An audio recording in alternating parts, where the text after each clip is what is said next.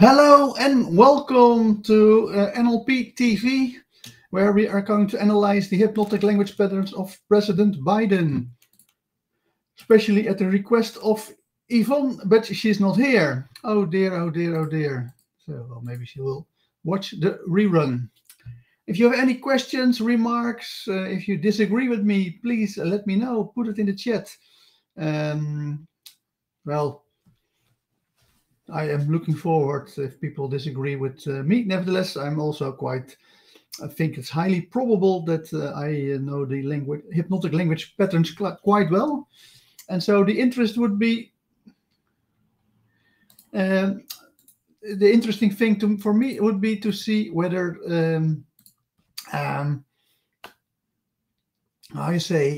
whether President Biden is going to clarify the situation in Afghanistan. Will be the speech on Afghanistan, I think 1 week or 2 weeks ago. So we're going to listen to him and then analyze the hypnotic language patterns. So it will be interesting to see whether he's using this speech to influence people, or whether he is using this speech to actually clarify the situation. Of course, it's a press conference, so one would expect that there's a lot of clarification. But of course, we also know that politicians are most of the time trying to influence us. So if there are no other remarks or questions before we start, then just let's get going, I should say. So here we have it. Hopefully you can follow along. And I will listen for 1 or 2 sentences, and as soon as I hear something relevant, then I'm going to pause the video and explain what I just heard. There's already a question. Clarifying is not persuasion. Well, that is, of course, always the question. Often these two go hand in hand. But the way I view it, or better yet, how Skinner has proposed the difference between the two, is that if you clarify things, then you basically want the world as it is to remain as it is. You basically want to be descriptive of how you think that the world is organized, how things hang together, but your objective is not to change the world. It is to basically describe the world. So that would be clarifying. Of course, if you describe the world to people who do not know how the world is put together or how things hang together, then of course you do change the world, because of course now the people who misunderstood how the world works now have if your clarification has been successful, now understand how the world works, and that's of course a change. So if you are very principled, then even clarifying would be a persuasion, but then it would be persuasion of passing on knowledge, having it be able to people to learn stuff, of course, if you do want to change the world, then it is communication to hypnotize, but also to influence people, often through hypnosis. Education via clarifying is old school Catholic propaganda. Well, I don't know. I think that the old school Catholic propaganda, actually they did want to change the world, because they were not interested in describing the world as it is, but they were of course interested in saving souls and in evangelizing their Catholic faith. So they actually tried to influence people to either remain believers or to become believers. And so if you look at the Catholic Church, they of course have an objective to change the world. They see, okay, this is the world as it is full of evil. We want to get rid of evil in the world. And how do we do that? We do that by making everyone a Catholic. And then if everyone is a Catholic, every single soul on earth, then world peace will erupt, and Jesus will come back, and everything will be perfect. So they do want to change the world. So I don't think that the education part of now let's put it very clear, because it's a very interesting question. So the old school Catholic propaganda was no clarification. Nevertheless, if you look on the work of Opus Dei, it's the right-wing conspiracy, a real conspiracy, that is taking over the Vatican and hence also the Catholic Church. They started out with two things. They said we need lots of money and we need very good education. And so in Spain, where Opus Dei was born, all the major universities are actually Opus Dei universities. And of course, the education that they provide at the Opus Dei universities is first-rate education. And that education is, of course, almost 99% probably clarifying how the world works and how things hang together. But that's not old school Catholic propaganda. That is new school Catholic propaganda. But that is actually, well, Opus Dei is extremely smart, and they have been using education in a way that is so good that you now basically the best Spanish universities are all Opus Dei universities. And that's the reason why I also want lots of money, because I'm quite convinced that I'm good at education, but I only need more money so I can start my own universities. And maybe if I analyze President Biden's speech, we'll get more followers. And if we get enough followers, we're going to make lots of money and I can start my own university. So let's listen to President Biden. Good afternoon. I want to speak today to the unfolding situation in Afghanistan, the developments that have taken place in the last week, and the steps we're taking to address the rapidly evolving events. Well, here he's using, of course, because that is how politicians speak, but it's also very good hypnotic language patterns. He's using lack of referential indexes. So he say there has been developments. Well, we don't know what kind of developments. It's assumed that we know what kind of developments, but in reality, we fill in the blanks with our own mind or brain, or with our own knowledge. And so we think that Biden is exactly addressing the concerns that we have, but in reality, I did not say that at all. He's just using a lack of referential indexes. And the same with the steps that he has taken to well, solve the situation. Of course, we can think of all kinds of steps that he would be talking about, but that is what they are anticipating. Of course, he did not write the speech himself. He has speech writers, and they are very probably very good speech writers. So they know that if I use language like this, people who listen basically fill in the blanks. They will fill it in with whatever they have learned about Afghanistan and assume that President Biden is talking about that. But in reality, he is just using lack of referential indexes to make sure that you connect to him rather than that you think that he's talking about stuff that you have no clue about. My national security team and I have been closely monitoring the situation on the ground. Well, there have been closely monitoring. Well, very well put, where the emphasis is put by President Biden. It's exactly how you create a presupposition of adjective, or yes, it is an adjective. Because now, if you say, "No, it's not true. It's not true, Biden. You're not telling the truth." It's not that you closely watch the situation, but then, of course, you still agree that he did watch the situation. So that's a good hypnotic trick to make sure that you feel that they have been on top of things, even if you disagree with them. Again, if you're a fan of Biden and you agree with him, then it's no issue. But these are also hypnotic language patterns that are used to make sure that people who do not agree with him still still take part of his message as absolute truth. And the absolute truth that is being pushed here is that they have been watching the situation in Afghanistan. Of course, It's probably quite likely, but again, we have watched this situation. The we is a lack of referential indexes. It's highly unlikely that President Biden has done so himself. He has a team that is doing it for him.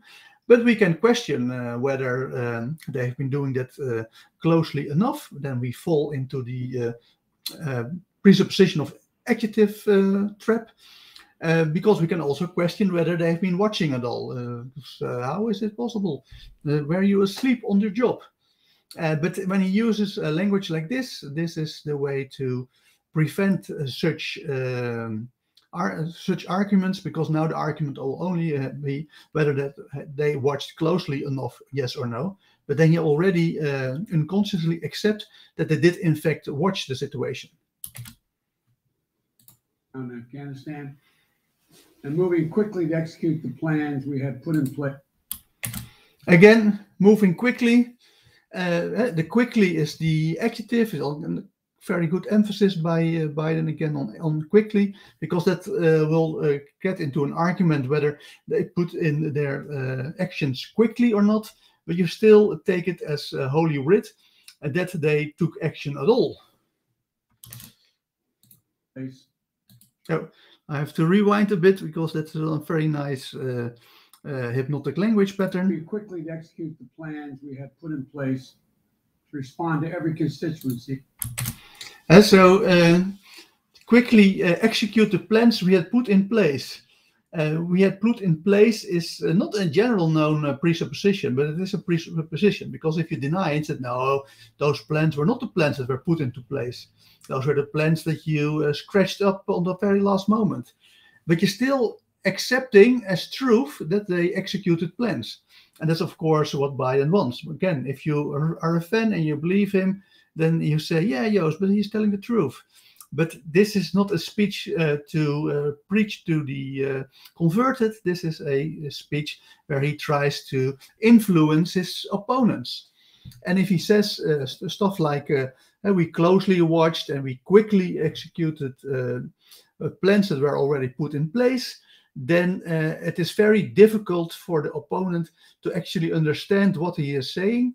And the opponent is being hypnotized into believing that there is actually that there were plans executed and that there was that they were watching.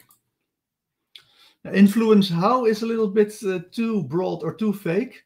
The way that influence works is that by using hypnotic language patterns, you put ideas into other people's head. And in this case, he is putting the idea in your head that they watched and that they executed plans, and that he is prepared to discuss whether he closely watched or whether he quickly executed plans. But that is a discussion that he thinks is well worth doing. Then he can say, yeah, sure, well, maybe we should have been a little bit quicker, or should have watched a little bit more closely. But then you're still agreeing, even if you're an opponent of Biden, that he watched and that he executed plans. But of course, if you're an opponent, you might question that. So that's how he's influencing you using hypnotic language patterns. Let's continue. Including in contingency. Oh, I have to rewind it a little bit because he's saying such great lines that I have to put you. We quickly execute the plans we had put in place to respond to every constituency, including. To respond to every contingency. Seriously? You also had plans in case blue Smurfs took over Afghanistan? Of course, there were no plans to deal with every contingency. That's basically physical impossible. Every contingency is way more contingency than the US has data storage to store all those plans. So in reality, they would only have looked at a couple of scenarios. But by saying that they had plans for every contingency, that is of course to counter the idea that they were unprepared for what happened in Afghanistan. He is saying, no, we had plans for every contingency. But of course, if you're an opponent of Biden, then you might question that. In contingency, including the rapid collapse we're seeing now. So he's not only saying every contingency, but just to hammer the point home, it is also exactly at what that's not what he's saying, of course, but that's of course what he wants you to think, is that exactly what's happening now was already completely foreseen by the US government, and they had plans to counter it. Well, that is of course highly questionable, even if you're a fan of Biden. I'll speak more in a moment about the specific steps we're taking, but I want to remind everyone how we got here and what America's interests are in Afghanistan.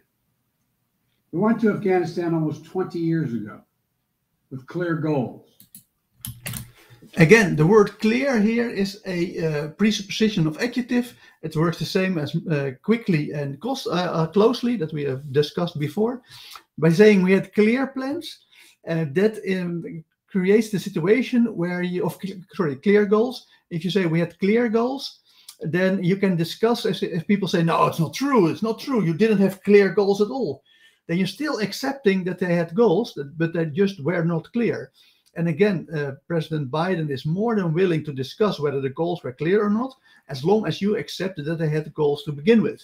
But again, if you're an opponent, you can question it. But even if you're a fan, you can question whether there were goals at all for the invasion of Afghanistan.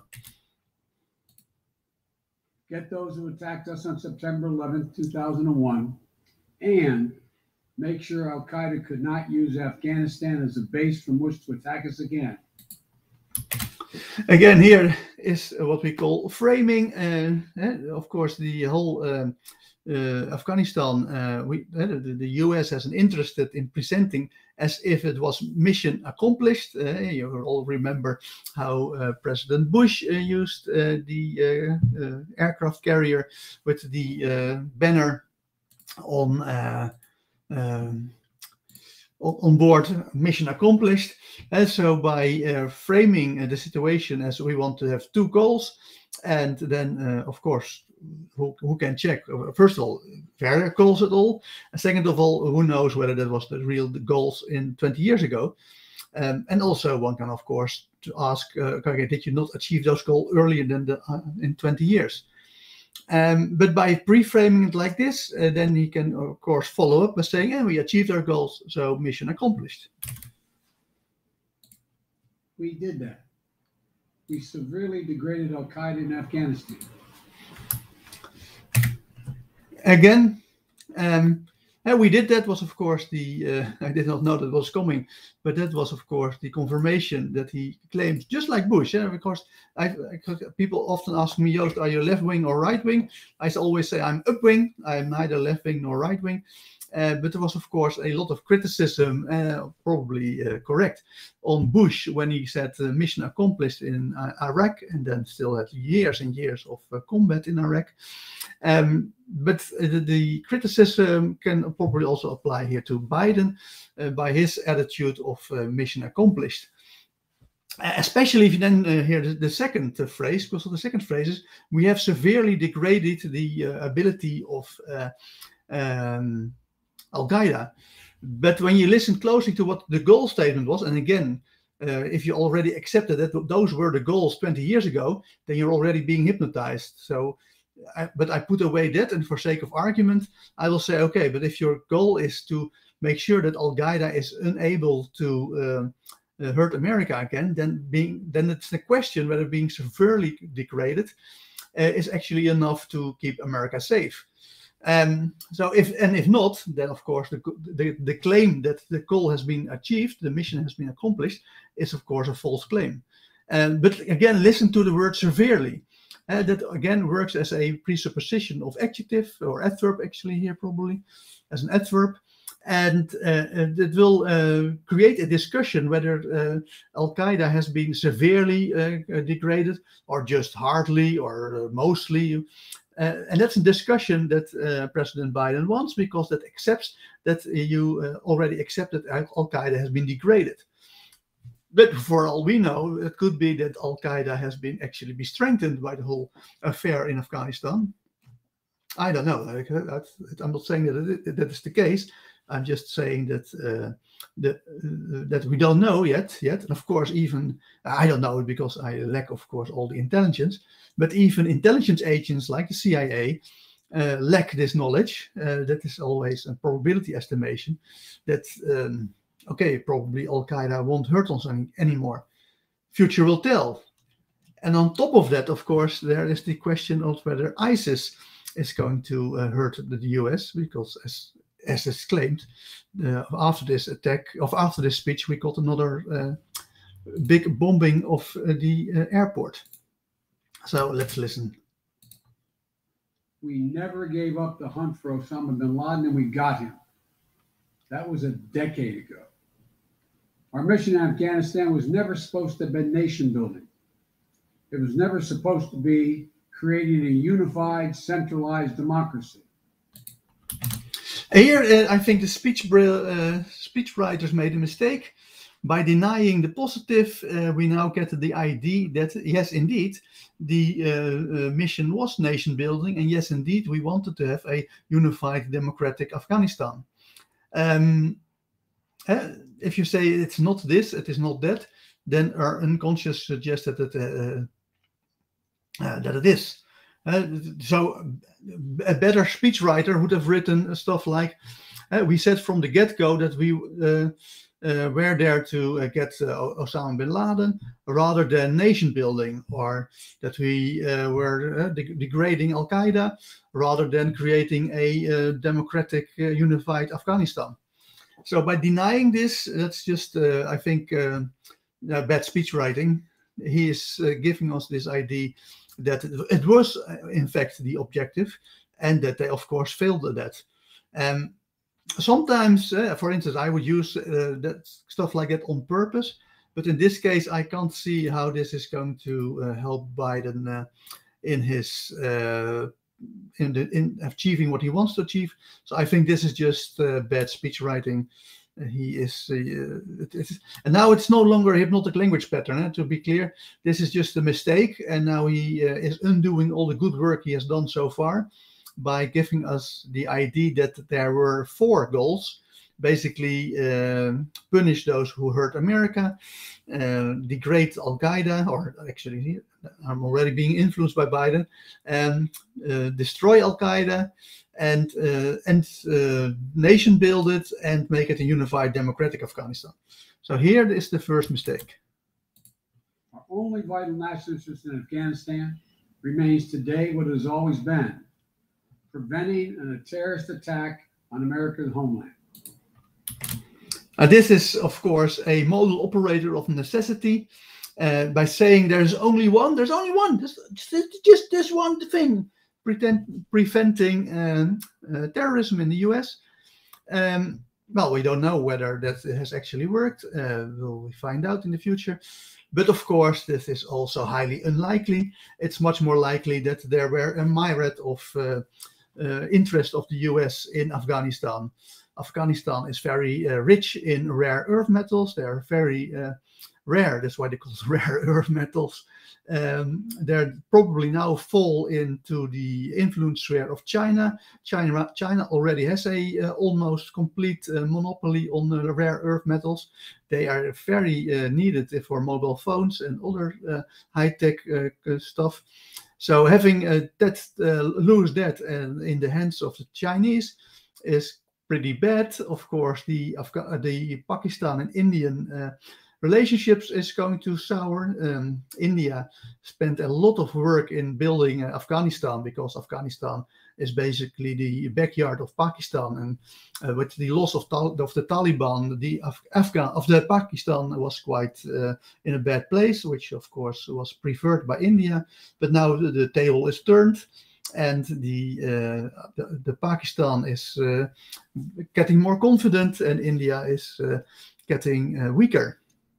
That is all of interest to the US. So the idea that what he's presenting here is pure hypnosis, saying, no, we were only for one thing. It's a model operator of necessity. And we were only for preventing terrorism. I've argued for many years that our mission should be narrowly focused on counterterrorism, not counterinsurgency or nation building? Again, here he's denying the positive. That is, not that great. So it would have been better if he said we were there just to combat terrorism. That's it, rather than start to deny and say and not counterinsurgents and not nation building. Because now we think there are 5 objectives. To list all the objectives that he's now mentioned. 1 was punish the people who hurt America. 2 was to destroy Al-Qaeda. 3 was nation building. 4 was creating a democratic and unified Afghanistan. And now 5 is running a counterinsurgency. So we're getting more and more objectives, but that's because of bad speech writing. That's why I opposed the surge when it was proposed in 2009 when I was vice president. And that's why as president, I'm adamant we focus on the threats we face today in 2021, not yesterday's threats. Today, the terrorist threat has metastasized well beyond Afghanistan.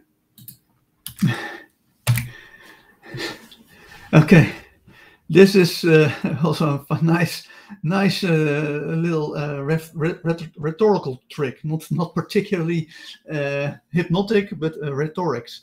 So his claim is going, we're only for this one thing, that's beating terrorism.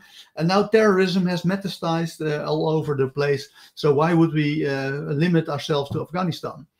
It's a nice sounding argument, but of course the thing that is lacking, that's what we call a simple deletion.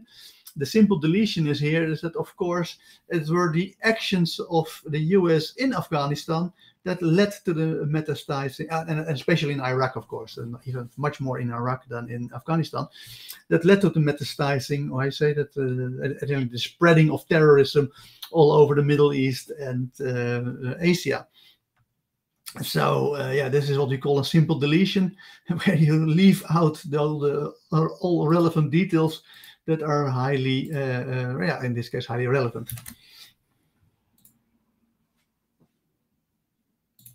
Al-Shabaab in Somalia, Al-Qaeda in the Arabian Peninsula, al-Nusra in Syria, ISIS attempting to create a caliphate in Syria and Iraq, and establishing affiliates in multiple countries in Africa and Asia.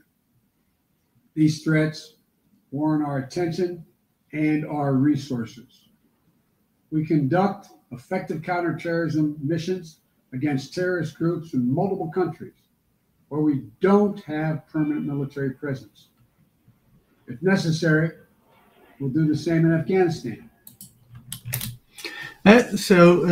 Here he is saying we have effective ways of suppressing terrorism without having a military presence. Of course, if you say effective, it's again a presupposition of adjective, and we can then we come to discuss whether it's effective or a little bit effective or highly effective. But the truth that you are being pushed on or that pushed towards is that there are ways to counter terrorism without having an active military presence. Could be, I don't know. That's not my specialty. It could be. I'm only noticing that is the message that they want to push, and that's the so that the idea is, the basic message is, this is all hypnosis. We have only one mission, and the mission is to destroy terrorism, and we have other ways to destroy terrorism than actually having a military presence in Afghanistan. We've developed counterterrorism over-the-horizon capability that will allow us to keep our eyes firmly fixed on the direct threats to the United States and the region. Now I'm starting to worry. So he's saying we have much more counterterrorism operations going on, and we can keep our eyes on direct threats. Of course, that is another presupposition of adjective, because how about the indirect threats? And maybe he's going to talk about it later, I don't know. But I would be worried if I was an American. So I think this is, I understand, well, it's bad. It's basically bad speech writing. He should not have included it. It doesn't. If he would said we keep eyes on all threats, then I would have questioned, of course, whether are you really all threats? But it would be much more hypnotic, much more persuasive than direct threats, because the idea that the presupposition of adjective is actually doing here is pushing the idea that there are threats, but I think it's highly likely that there are threats, so why push it? So this is another example of bad speech writing. And act quickly and decisively if needed. Again, here, act quickly and decisively. Now we have two presuppositions of adjectives, of adverbs. Sorry, these are adverbs again. And this is just to hypnotize you. You can go to sleep, no worries. If there is some terrorist somewhere, we will act decisively and quickly. Of course, that turned not to be the case with the bombing of the Kabul airport.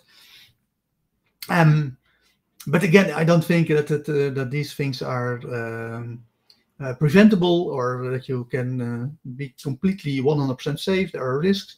I'm not blaming Biden in that in any way. Those are the stupid suicide terrorists who do stupid stuff like that. I'm only saying is that this is good hypnosis. This is the way to hypnotize people into having a feeling of safety, and that this saying, okay, we keep our eyes on direct threats, thus counters that. So that is the problem with that sentence, is that you limit the number of threats to a certain category, and people start to worry about all the other threats in other categories. So while most of the speech is good hypnosis, there are little parts of it that could have been better. And to create my own hypnotic language better, could have been decisively better. So I do think that a lot of the worry that people got after seeing this video or this press conference has to do with the bad speech writing and the bad use of hypnotic language patterns. Now, again, this is on small details, but those are exact details that people start to worry about. So they, I would fire this speechwriter, and not because he did a bad job. He did an overall reasonably good job, but because at the moment that counted, he made mistakes that costed Biden too much credibility. When I came into office, I inherited a deal that President Trump negotiated with the Taliban. Under his agreement, U.S. forces would be out of Afghanistan. Okay, this is probably this. I'm looking at this at the first time. I'm hearing it for the first time, but this is probably where he is doing something that is extremely well prepared, because President Trump has this characteristic that is working as an anchor for knowing, oh, this is about Trump, and that is when he uses his hands like this. And you can see Biden, it does not use his hands at all, except the moment he talked about Trump. Then he suddenly did, okay, now I'm going to do my hands like Trump, which immediately triggers the anchor that many, if not all, of most Americans will have. And it even works for me. And that's fantastic. That is wonderful. That's the best stuff that I've seen so far, because now he uses this anchor to basically turn himself into Trump, so that all the bad stuff that is now coming is anchored to Trump rather than him. So that is that's excellent hypnosis. That's so good. Let's watch it again. See where his hands are now, and let's see what happens when he starts to talk about his predecessor. And act quickly and decisively if needed. When I came into office, I inherited a deal that President Trump negotiated with the Taliban. Under his agreement, U.S. forces would be out of Afghanistan by May 1, 2021. Just a little over 3 months. Here you go. Yes, brilliantly done. Very nicely. Just mimic President Trump to make sure that all the bad stuff is associated with Trump rather than Biden, and then go and tell in detail how everything bad has to do with Trump and everything good has to do with Biden. I took office. U.S. forces had already drawn down during the Trump administration from roughly 15,500 American forces to 2,500 troops in country. And the Taliban was at its strongest militarily since 2001. The choice I had to make as your president was either to follow. I'm just going to rewind it because this is fantastic stuff. It's again, it's not hypnotic language patterns, but this is fantastic body language. This is just, and this has been practiced. This is not natural, but he is very good at delivering it. Natural born actor, I would say, because now he's using another anchor to distinguish between the anchors. So the Trump anchor is two hands, so he actually makes it thing like this. But now he's going to use the anchor for himself by only using one hand and one finger, which is basically brilliant. Very good. Well done. Let's watch it again. And the Taliban was at its strongest militarily since 2001. The choice I had to make as your president was either to follow through on that agreement or be prepared to go back to fighting the Taliban in the middle of the spring fighting season. There would have been no ceasefire after May 1. There was no agreement protecting our forces after May 1. There was no status quo of stability without American casualties after May 1. And so here again, the speechwriter just prefers a lot of no, no, no, no, no. And here it's probably good because now, is it good? I don't know. Let's recheck it. I still think it's fine because now he is denying the negative stuff. No, he's still denying the positive. My bad. So just rewind it. He's still denying the positive, so no safety, no stuff. But what he wants to do here is frighten people and make sure that people feel, oh, if we would have not made a new deal with the Taliban after May 1st, it would be terrible. So by denying the positive rather than the negative, so the good way to do this would say, so from after May 1 we had no protest.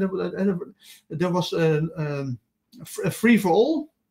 Taliban could do what they want, and then I really like this thing. And I'm not saying that this would lead to mass casualties, that we would have been forced to put in thousands and thousands of troops, that we would have bomb attacks and everything like that. But it has been quite probable that stuff like that would happen. So that would be the ideal way of presenting this information in a way that actually would strengthen the hypnosis and the emotional influence that Biden wants here, because now he is just too much in a positive state, so that people, when they hear this, they would think, now how bad could have been, because all the positive words that Biden uses. It was only a cold reality of either following through on the agreement withdraw our forces or escalating the conflict and sending thousands more American troops back into combat in Afghanistan, lurching into the third decade of conflict. I stand squarely behind my decision. After 20 years, I've learned the hard way that there was never a good time to withdraw U.S. forces. That's why we're still there. We were clear-eyed about the risk. We planned for every contingency, but... Okay. Well, we started the stream with criticizing we planned for every contingency. That was the message. And here there's a very unhandy use of but, because now he is using but, and we know but negates whatever is said before it.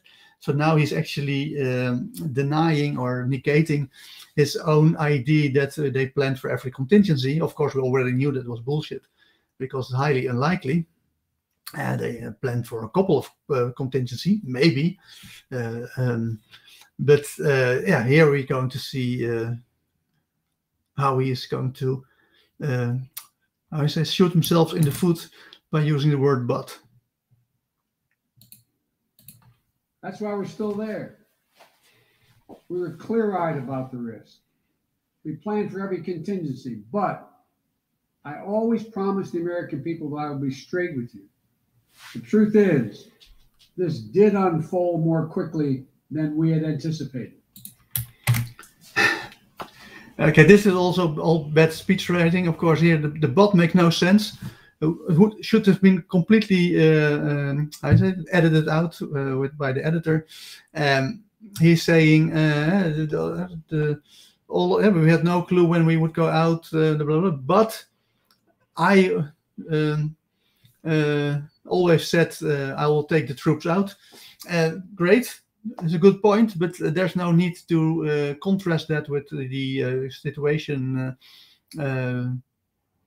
that I say you just described. So the better way to do this, it would say, hey, we've been there 20 years. There's no good moment we can leave. At the same time, I have always said that we should get out. Then you lose the but. And of course, now he says, in truth, that's always very tricky if people start to say the words in truth, because that basically means up to now I've been lying to you, and from now on I will speak the truth. It is much better to just say, and now he's also saying it is much rapid. The situation is developing much more rapidly than we anticipated. Well, you had plans for every single contingency, so how can it be that it's more rapid? Because that suggests that you had overlooked a contingency, namely the rapid disintegration of the Afghan forces. Of course, it's all very understandable that the people overlooked that fact and that they were taken by surprise. The point is that this is just a bad way to present that. Either make it more, change the beginning, where you come out immediately say, wow, that developed much quicker than we anticipated, and this is what we're going to do to solve the situation. But by saying we had everything under control, we looked at everything, we watched everything closely, and now saying, oh, but suddenly things happened, that is just a bad writing, because now we start to doubt everything he has said so far. So what's happened? Afghanistan political leaders gave up and fled the country. The Afghan military collapsed, sometime without trying to fight. If anything, the developments of the past week reinforced that ending U.S. military involvement in Afghanistan now was the right decision.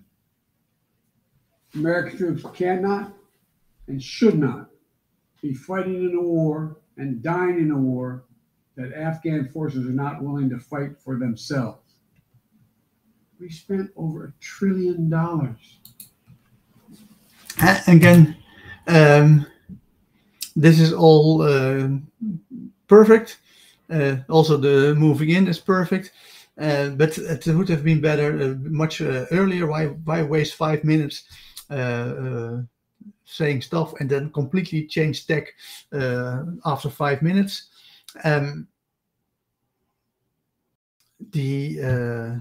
Of course, there are many reasons that are left out. If you pay people to be your government in proxy in Afghanistan, then it is likely that the moment they see that they're going to be killed, that they leave the country. Ben calls it supermarket storytelling. I'm not familiar with that term, but that could well be the case. I think that if they had used the hero's journey, it would have been much better. So the alternative would be to basically use the hero's journey, which is a standardized 5-step way of discussing stuff. Paco Underhill explains about slowing down the shopper. I'm not familiar with it. I might look it up. And so it would have been much better if he said, well, we have everything was honky-dory in Afghanistan. Biden's playing for the soundbite. Yes, probably. Yeah, that is, of course, he realizes that this press conferences will be cut up by the news agencies, and that will only air about 20 or 30 seconds out of it. And he wants to make sure that they got the best parts. Yet, nevertheless, why not start with the best parts? So the hero's journey would have been everything was honky-dory in Afghanistan. We had to deal with the Taliban. We were going to left out. But suddenly, our allies or our local forces collapsed, and we refused to fight if they don't want to fight themselves. So we checked with them, what are you going to do? Well, they fled the country, even worse. So then we had to come up with a better plan, which is leaving Afghanistan. That's what we implemented, and we're now leaving. And once we're left, then we're going to make sure that the world is safe by using these perfect, fantastic capabilities that we have to destroy terrorists from a long way, without any military presence. And so the hero's journey is there is paradise. Then a dragon appears to mess up paradise. Then a hero stands up that tries to fight the dragon but loses. The hero is going to search for is going to think and start to wonder why it didn't work. Then he's going to look for either a magic sword or a guru. And then he finds the guru, and he finds the sword, and he learns how to deal with it, with the dragon, and then he fights the dragon and frees the princess, and everybody is happy again. So that would have been a much better way, I think, with my personal opinion, how they should have structured this speech.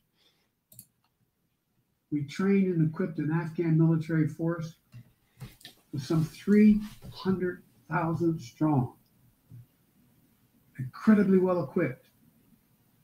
A force larger in size than the militaries of many of our NATO allies. We gave them every tool they could need. We paid their salaries, provided for the maintenance of their Air Force, something the Taliban doesn't have. Taliban does not have an Air Force. We provided close air support. We gave them every chance to determine their own future. We could not provide them was the will to fight for that future. There's some very brave and capable Afghan special forces units and soldiers. But if Afghanistan is unable to mount any real resistance of the Taliban now, there is no chance that 1 year, 1 more year, 5 more years, or 20 more years, the U.S. military boots on the ground would have made any difference. Here's what I believe to my core. It is wrong to order American troops to step up when Afghanistan's own armed forces would not. The political leaders of Afghanistan were unable to come together for the good of their people, unable to negotiate for the future of their country when the chips were down. They would never have done so while U.S. troops remained in Afghanistan, bearing the brunt of the fighting for them. And our true strategic competitors, China and Russia, would love nothing more than the United States to continue to funnel billions of dollars in resources and attention into stabilizing Afghanistan indefinitely. So that was the whole story. It's almost 8 o'clock, so I'm moving a bit faster. That was the whole story of everything what was bad about Afghanistan. So yeah, I think it should have been moved straight out of the gate. Now it sounds like, well, we achieved our goals. We are the mission accomplished. And now all this negative stuff is going, and it is just going to overshadow the mission accomplished part of the speech. And if he started with this stuff and then ended with the mission accomplished stuff, that would be what people would remember, rather than all this bad stuff. The last remark, of course, now is changing tack again, and he's saying our competitors, Russia and China, would love us to spend, and he says spend billions in Afghanistan. Of course, they would not love them to spend billions in Afghanistan. They love that the US military is tied up in Afghanistan. You can see that the superpowers of the world, Russia, China, and the US, tries to use proxies to get these other superpowers into conflicts, so that they will send in their military. For instance, they called on Russia to send in troops to Syria, and then of course the whole army is being tied up by supporting that mission. And that is what China and Russia have a strategic interest in also doing with the US. So if the US is staying in Afghanistan, that is militarily, that is absolutely that is good for Russia and China. But what I already said is that the economic influence in Afghanistan of the US, that is a bad thing, especially for China. So this is what you call a simple deletion, and he's deleting the real reason that a military presence would be bad for China and Russia, mostly for China. But that's that's not China and Russia. But that's the reason that he quotes the economic influence of the US in Afghanistan. Yeah, that is of course the real stuff that that the Chinese don't like.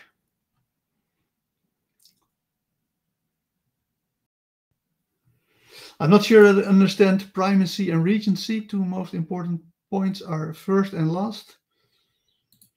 Maybe that is another way to structure speeches. When I hosted President Ghani and Chairman Abdullah at the White House in June, and again when I spoke by phone to Ghani in July, we had very frank conversations. We talked about how Afghanistan should prepare to fight their civil wars after the US military departed, to clean up the corruption in government so the government could function for the Afghan people. We talked extensively about the need for Afghan leaders to unite politically. They fail to do any of that. Again, this is all great hypnosis. He's just expressing how much they tried to get it to work. But of course, another simple deletion is that the Afghan president was part of the corrupt government. So if you ask the corrupt government to clean up the corrupt government, that's unlikely to happen. And of course, this is just history repeating itself. It's the same thing with Vietnam, when the US also propped up a corrupt government.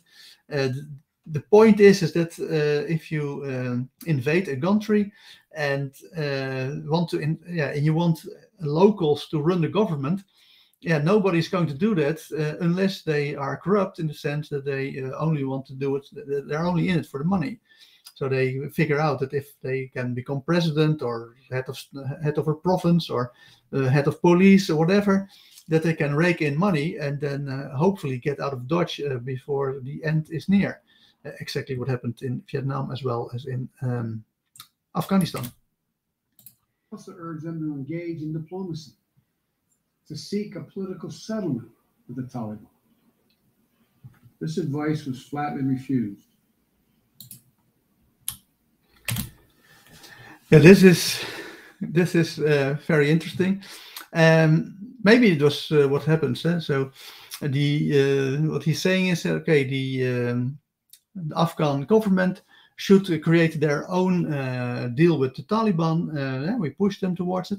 But the simple deletion here is that what he's leaving out is that the Trump administration did negotiate with the Taliban without including the Taliban of the Afghan government. And against the express wishes of the Afghan government. So basically, the US made its own deal with the Taliban. The Afghan government said, no, don't do that, don't do that. And then the US government, after having concluded that deal, said to the Afghan government, don't do it, we already did it, and why don't you do it as well? Of course, that is strengthening. The Taliban already got everything that it wanted, and there was nothing that they wanted from the Afghan government. So the whole idea that they could have negotiated their own deal with the Taliban is ludicrous. And well, mentioning that here is quite, of course, it's good hypnosis, it is good framing, but it is quite insincere. So far, I think that it was not the best speech writing that we've seen that was possible, but it was quite good. And I think that President Biden was sincerely telling how he saw things and what he stands for. But now it becomes dodgy. Now it becomes insincere, if not an outright lie or misdirection. He wants to put the blame on the Afghans themselves. That is perfectly fine. That is good hypnosis. But the best speech writing does it in such a way that his opponents can't find the falsehoods, just like I just did, that easily. So they could have said, well, the alternative was saying, well, we understand that it would be very difficult for the Afghan government to create its own deal with the Taliban. Nevertheless, they did not even try. If you put it like that, then you keep your sincerity, you keep you stick to what you find the most probable description of what happened, rather than switch over to something that the opponents don't fall for. But of course, if you would ask the Afghan government, they would completely disagree with this way of describing the situation. And you want to make sure that they, of course, the Afghan government fell apart and it's not a player anymore on the world stage, so nobody cares. But ideally, you would have phrased it in such a way that even the Afghan government, had they still a voice, would be unable to deny what just has been said. And I think they will deny this quite easily. Mr. Ghani insisted the Afghan forces would fight, but obviously he was wrong. So I'm left again to ask of those who argue that we should stay, how many more generations of America's daughters and sons would you have me send to fight Afghanistan's civil war? And Afghan troops will not. How many more lives, American lives, is it worth? How many endless rows of headstones at Arlington National Cemetery? I'm clear on my answer. I will not repeat the mistakes we've made in the past. So this is very nicely done, clear call out to the left-wing people who, the left wing of the Democratic Party, who said, oh, we should have done more, we should have stayed, whatever. And he wants to make sure that the answer is we're not going to sacrifice young Americans for our nation building in Afghanistan. But again, he's denying this case. I think denying the negative. I'm not going to repeat mistakes of the past. That is just again very badly written. He should instead would have said something like that. I keep every American safe, or I am keeping our soldiers safe. I am making sure that we put our soldiers there where they are needed the most. Stuff like that. There's something positive rather than denying that he's going to repeat the mistakes of the past. Because of course now we all think that it's very likely that he will repeat the mistakes of the past. For the sake of staying and fighting indefinitely in a conflict that is not in the national interest of the United States, of doubling down on a civil war in a foreign country, of attempting to remake a country through the endless military deployments of U.S. forces. Those are the mistakes we cannot continue to repeat, because we have significant vital interest in the world that we cannot afford to ignore. And so, yes, again, he's just denying it so much. He could have said rather than, and we're not repeating the same mistakes. We leave these old mistakes behind. We're going to create new ways of behaving. We're going to do it all differently. We're going to do it better, more efficiently, more saving more lives. Now he's going to say the positive stuff. And we're going to pay attention to where our attention needs to be. We're going to put our resources where they need to be.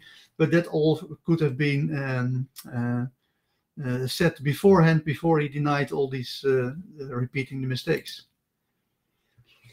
With DCT, diagnostic copy testing, primacy is a viewer tendency to remember the first thing they hear, opening words. However, what people are most likely to remember are whatever they heard last, most recently in academia called recency. Okay, thank you very much. Yeah, that is probably right. Nevertheless, yeah, in the case of a speech like this, given that the news agencies are going to cut it up anyway, it might be... it might not matter that much, the order in which you tell things. But if you look at the whole script, then given that we are in the middle, I would suggest that it could have been in a better order, even if you look at primacy and recency. Recency. I also want to acknowledge how painful this is to so many of us. The scenes we're seeing in Afghanistan, they're gut-wrenching, particularly for our veterans, our diplomats, humanitarian workers, for anyone who has spent time on the ground working to support the Afghan people, for those who have lost loved ones in Afghanistan, and for Americans who have fought and served in the country, serve our country in Afghanistan. This is deeply, deeply personal. It is for me as well. I've worked on these issues as long as anyone. I've been throughout Afghanistan during this war, while the war was going on, from Kabul to Kandahar to the Kunar Valley.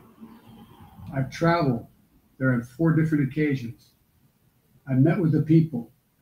I've spoken to the leaders. I spent time with our troops.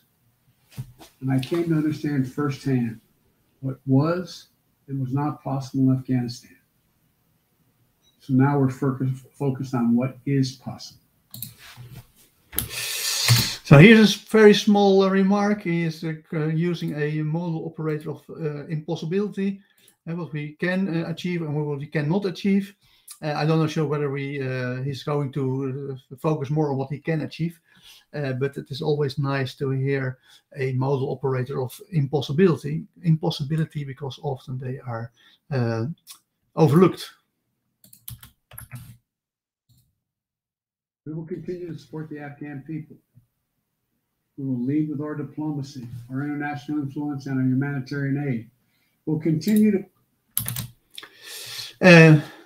Here, all verbs are unspecified verbs, but here we're going to continue to support the Afghan people. Support here is an unspecified verb. And of course, anything could be support. We send them a food package once a year at Christmas. It could be support, or the support could be we're going to make sure that we hire, I don't know, mercenaries to protect you. So support here sounds nice. It is a hypnotic language pattern called unspecified verb. But in reality, these are all very fake and there's no concreteness. And that means that in reality, Afghans will notice very little of this support. The push for regional diplomacy and engagement to prevent violence and instability.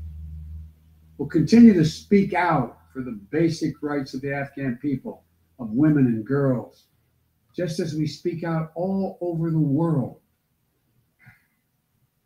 I've been clear, human rights must be the center of our foreign policy, not the periphery.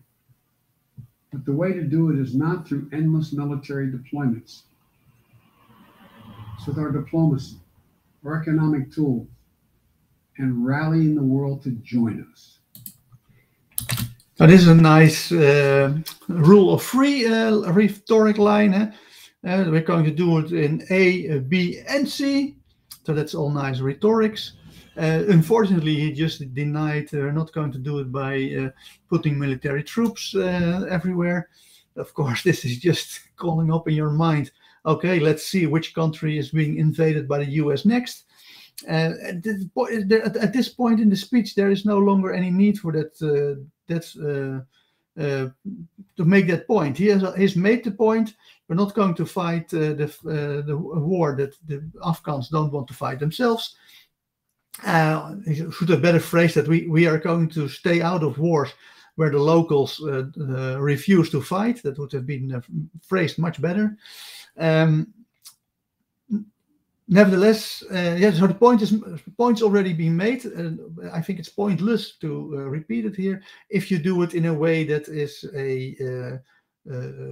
another error of the speech. This is just priming us to think that the US will invade another country quite quickly. And there are three positive things, the rule of three, the A, the B, and the C.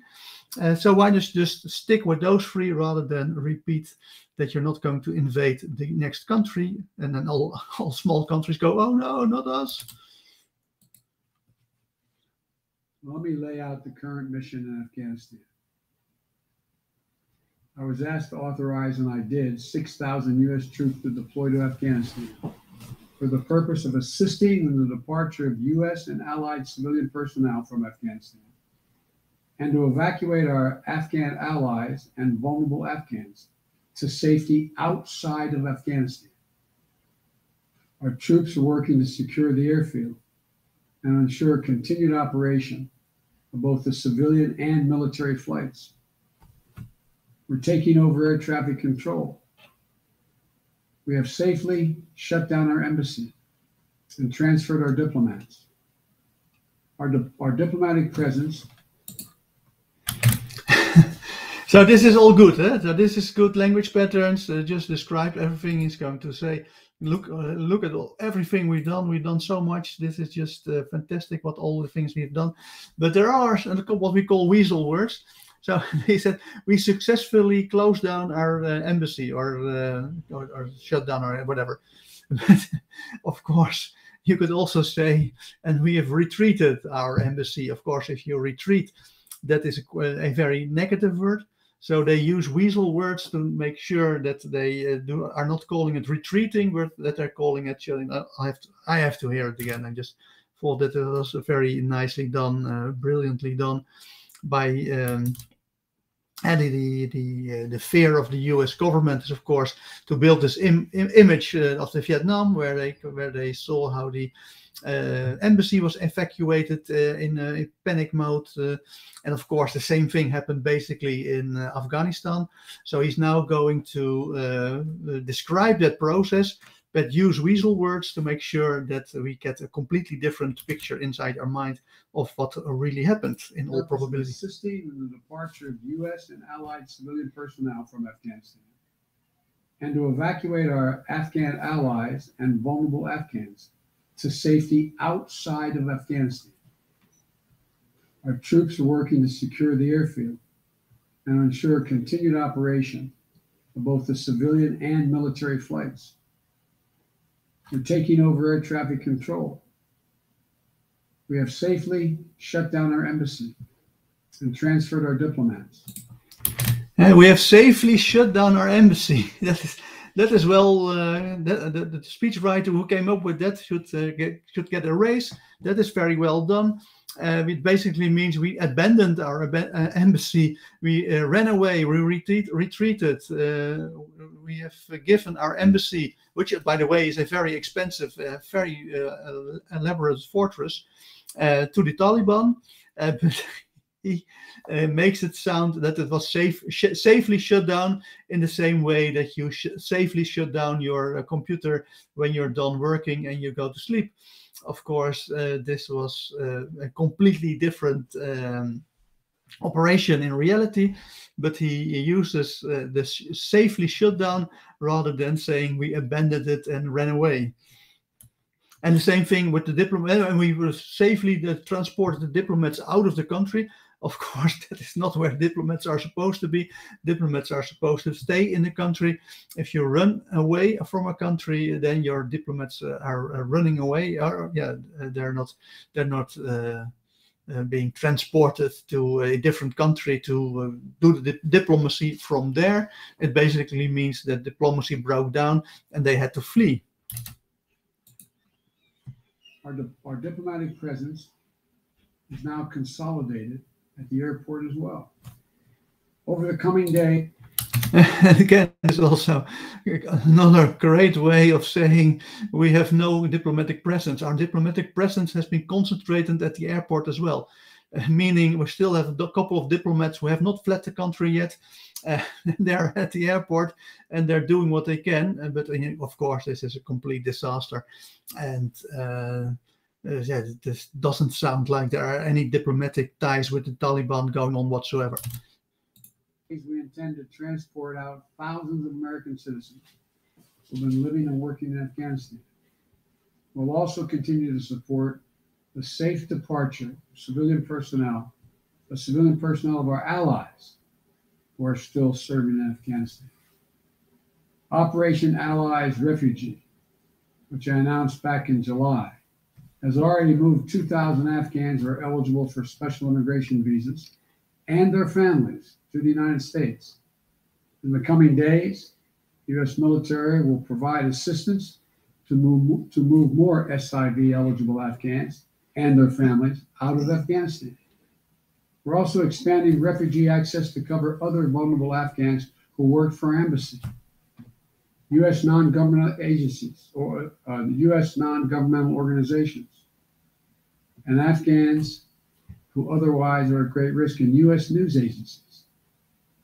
I know there are concerns about why we did not begin evacuating Afghans civilians sooner. Part of the answer is some of the Afghans did not want to leave earlier, still hopeful for their country. And this is great. This is another question that one of the left-wing Democratic Party had. Why did we not start this all earlier? This is the same what was discussed within Dutch politics, because we had the same issues as the US government. But we did not actually, our politicians did not use this answer of they did not want to go. Is that a highly probable answer? I don't think so. In reality, there might have been one or two persons who said, no, I don't want to go. So this might be actually be based on a true story or a highly probable story. Nevertheless, that would be the exception to the rule. Of course, all Afghans wanted to go out of Afghanistan and to the US as soon as possible. And that is, and everybody knows that. So that's why he says this word, which is again the weasel phrase. In part, the answer is. So of course and that's a lack of referential index, is it? Yes, because he's pointing to a part. The part of the answer is, but he's not telling us how big a part this is. Is this 80% of the answer, or 70%, or 60%? Well, in reality, it's probably less than 1% of the answer. They might have found an Afghan here or there that wanted to stay, but almost everyone wanted to get out as soon as possible. So here we, and this is not as bad as the previous time that his speech became insincere, but it is very close to become completely insincere at this point. Of course, not everything. Because the Afghan government and its supporters discouraged us from organizing a mass exodus to avoid triggering, as they said, a crisis of confidence. American troops are performing this mission as professionally and as effectively as they always do, but it is not without risk. As we carry out this departure, we have made it clear to the Taliban, if they attack our personnel or disrupt our operation, the U.S. presence will be swift and the response will be swift and forceful. And here again, he is actually talking to the Taliban themselves, because they have no line of communication with the Taliban. They might have a couple of lines, but they're not clear whether they're actually reaching the actually leaders of the Taliban. So this is actually a message straight for the Taliban,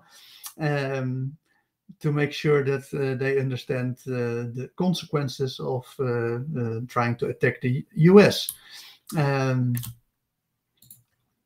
We will defend our people with devastating force if necessary.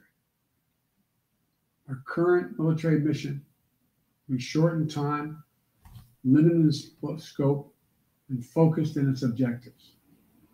Get our people and our allies as safely as quickly as possible. And once we have completed this mission, we will conclude our military withdrawal. We'll end America's longest war after 20 long years of bloodshed. The events we're seeing now are sadly proof that no amount of military force would ever deliver a stable, united, secure Afghanistan, as known in history as the graveyard of empire. What's happening now could just as easily happen 5 years ago or 15 years in the future. You have to be honest. Our mission in Afghanistan is taking. Here is another interesting hypnotic phenomena, a presupposition of, I'm not sure whether you call them in English, but they're basically numbers.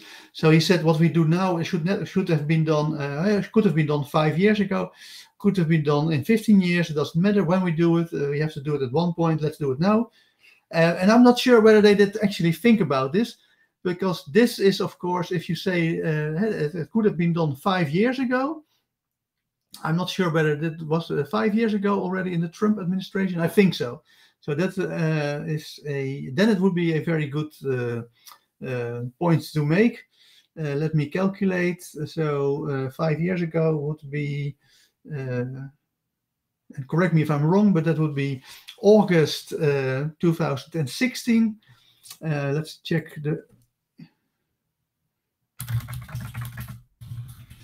when did Trump become president?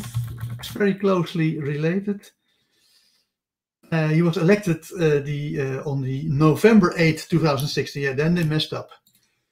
So, of course, when you use numbers 5 and 15, it sounds much better than 4 and 16 or 4 and 12, 4 and 8.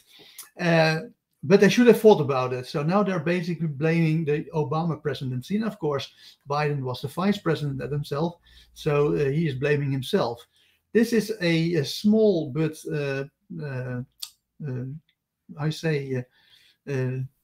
thorny issue or mistake or error.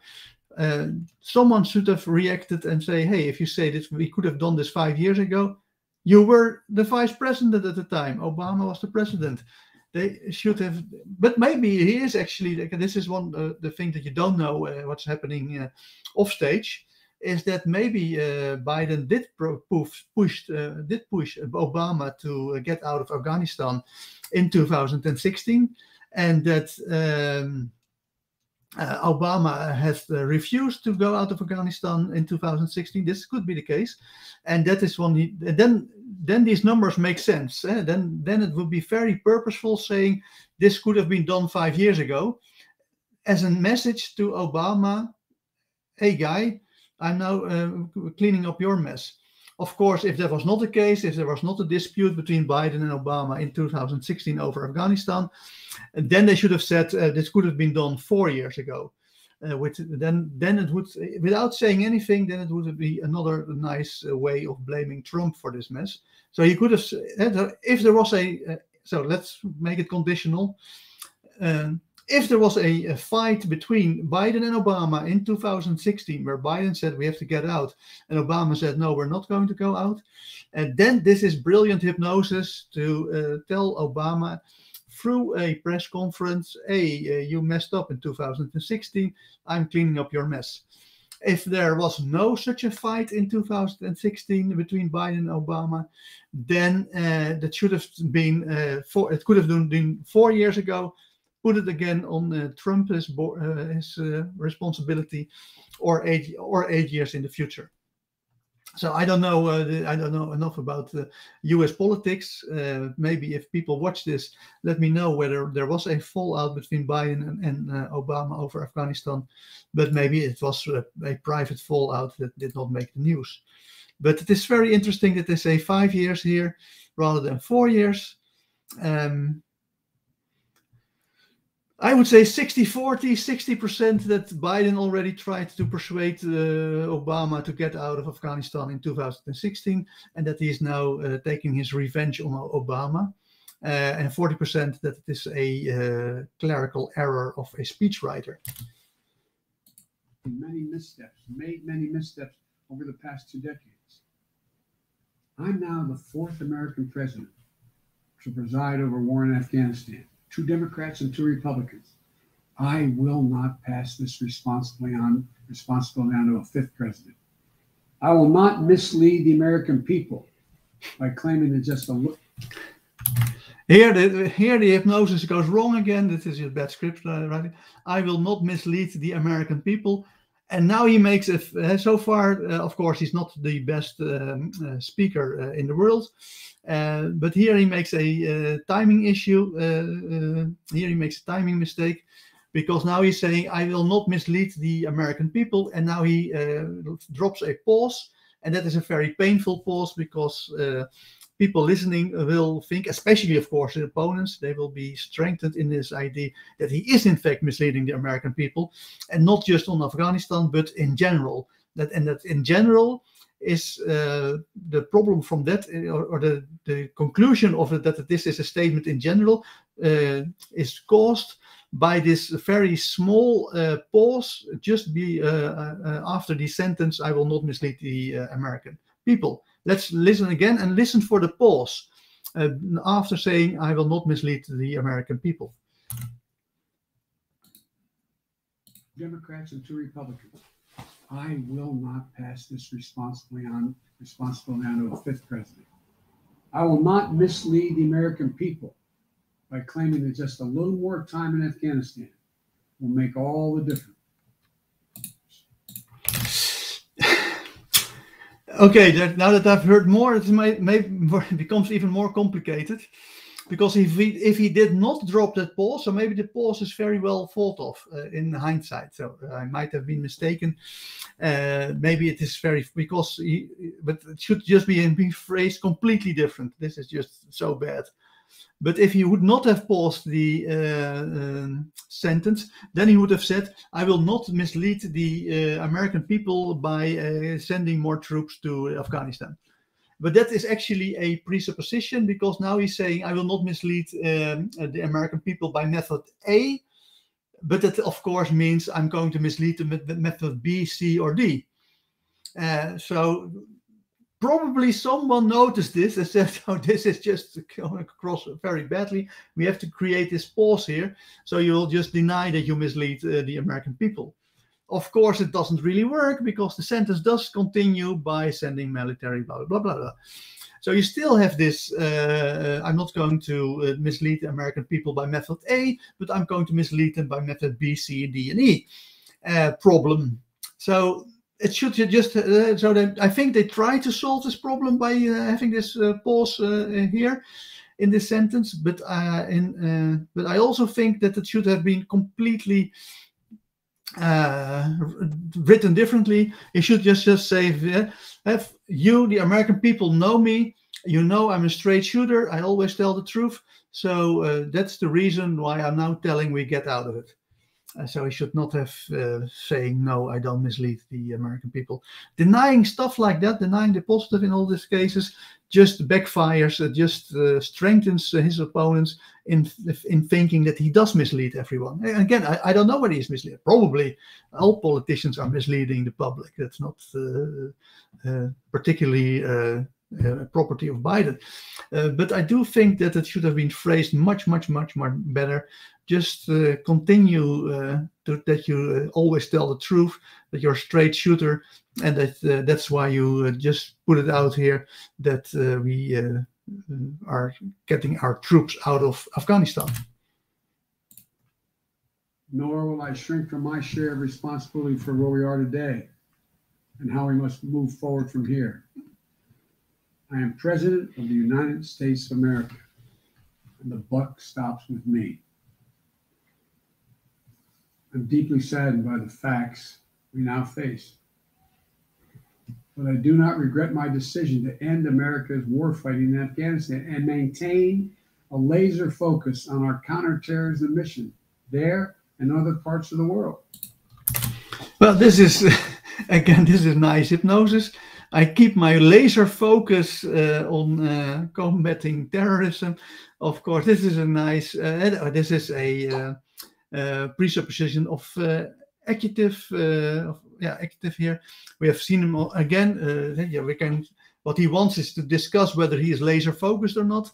But but the truth that is pushed onto us is that they keep track of all the terrorists and stuff like that, which might be questionable if we were not hypnotized by the word laser focused. But what I like is that laser focused, laser also sounds military. I think that if you live in the US or worldwide probably, what would be greater than have these space satellite laser killers where you can basically have a laser going pew, and just shoot the terrorist just before he's trying to explode or blow up himself and lots of people. That you just walk around, the terrorist comes out, wants to blow everything up, and pew, space laser kills the guy before he can blow up other people. I think that's a fantastic way of presenting it. That will make people feel safe. Now he should talk much more about laser focus. I think that people hypnotically will get this image of the US being capable of eliminating terrorists using space lasers. So I think it's been done on purpose, and that is fantastic. Hypnosis, Biden. If I were Biden's speechwriter or his advisor on speeches, I would put in at least 3 references to lasers in every single speech that he would say, so that everybody is convinced that Biden is creating this space laser army in space. And that as an American, I feel completely safe now that I know that we have this defense layer of space lasers up in the air. Fantastic, well done. I love it. Our mission to degrade the terrorist threat of Al-Qaeda in Afghanistan. So here, this is very interesting. So if you look at how the speech is developing, he said, and we can listen to it again, at the early beginnings, there had 2 objectives. One was kill the people who hurt us, and 2 is destroy Al-Qaeda. And now he says our mission was to degrade Al-Qaeda. I already said that about halfway, he already said, and we severely degraded it. And I said, well, that's not the same as the mission. But now he's actually changing the mission. So let's hear if we can quickly find the mission again. We never gave up the hunt for Osama bin Laden, and we got him. And make sure Al-Qaeda could not use Afghanistan. We went to Afghanistan almost 20 years ago with clear goals. Get those who attacked us on September 11th, 2001, and make sure Al-Qaeda could not use Afghanistan as a base from which to attack us again. We did that. On our counterterrorism mission there and other parts of the world. Our mission to degrade the terrorist threat of Al-Qaeda in Afghanistan. And so here you can see that he changed the mission. The mission was to make it impossible for Al-Qaeda to use Afghanistan as a base to start terrorist actions. And now the mission has become to degrade Al-Qaeda. Of course, if you degrade Al-Qaeda, you make it very difficult for them to use Afghanistan as a mission or as a base for terrorist missions. But that is something else than making it impossible. So if you make it impossible, that is a much higher standard than degrade is as a standard. And you can see here that it is, and this is all done very consciously. That they say, okay, at the start we're going to say we make it impossible. Then we say we already severely degraded it, and then we say, but the mission was only to degrade it, not even severely. We did much better than our mission. We did more than what was expected of us. We not degraded them, we severely degraded them. But in reality, of course, the mission was to destroy them, and degrade or severely degrade is different from destroying. And these are small, and this is not hypnotic language patterns, but this is basically rhetorics. That this is the way how you change the way people think, because now they can say, well, we achieved our mission of degrading Al-Qaeda. Yeah, no, the mission was to destroy Al-Qaeda. And you started out with claiming that you severely degraded, and we're now already at degraded. So these are the small rhetoric tricks that you have to watch out for whenever people talk to you. And kill Osama bin Laden was a success. A decades-long effort to overcome centuries of history and permanently change and remake Afghanistan was not. And I wrote and believed it never could be. So this is very good. So here he uses not in the correct way. So here he here he's saying, and this is, I think, sincerity. He's saying, okay, we caught Osama bin Laden. That was a success. Our nation building was not a success. But of course, if you say the nation building was not a success, the idea that it was a success anyway is going to linger in people's unconscious mind. So, but it's also, this is communicating at two levels at the same time. At the conscious level, you basically agree with reality, which is always a good thing to do, but unconsciously you still give the opposite message. So this is what I would have wanted throughout the whole speech. You can do it at the end, you can do it at the beginning, you can do it in the middle. I cannot and will not ask our troops to fight on endlessly in another country's civil war, taking casualties, suffering life-shattering injuries. And that's one thing that I heard it before. I thought, well, it's already way past 8, so let's not linger at it. Let's not spend too much time on it. But he's using it again and again and again, and so I'm going to call it out, and we're way over time anyway, so who cares? So he's calling it a civil war. Of course, that is a part of framing. It's not a civil war at all. These are it's a battleground of many different players. So Iran has an interest in Afghanistan as a neighbor. I already discussed Pakistan and India, and we discussed China and Russia and the US. So to claim that this is a civil war, this just be among Afghans, yeah, what were we doing there? This is just a civil war. That is, again, a simple deletion. It is in reality much more complicated than that. It's not a civil war at all. It is a proxy war where many different players put in proxy armies or proxy organizations to see if they can fight and weaken their opponents. So to call this a civil war is very handy for the situation, but of course not in line with reality that much. It's highly unlikely. It would be the same if you go back to the Vietnam War to say that the war between North Vietnam and South Vietnam was a civil war. No, there was actually, of course, a war between China and the US, and it was fought through proxy armies in the form of the North Vietnamese army versus the South Vietnamese army and the Viet Cong. And so presenting it as a civil war that we don't want anything to do with is an oversimplification, and it is in hypnotic language patterns, it's a simple deletion, because he's leaving out many relevant details that would question whether this is actually a civil war. Families broken by grief and loss. This is not in our national security interest. It is not what the American people want. It is not what our troops, who have sacrificed so much over the past 2 decades, deserve. I made a commitment to the American people when I ran for president that I would bring America's military involvement in Afghanistan to an end. While it's been hard and messy, and yes, far from perfect, I've honored that commitment.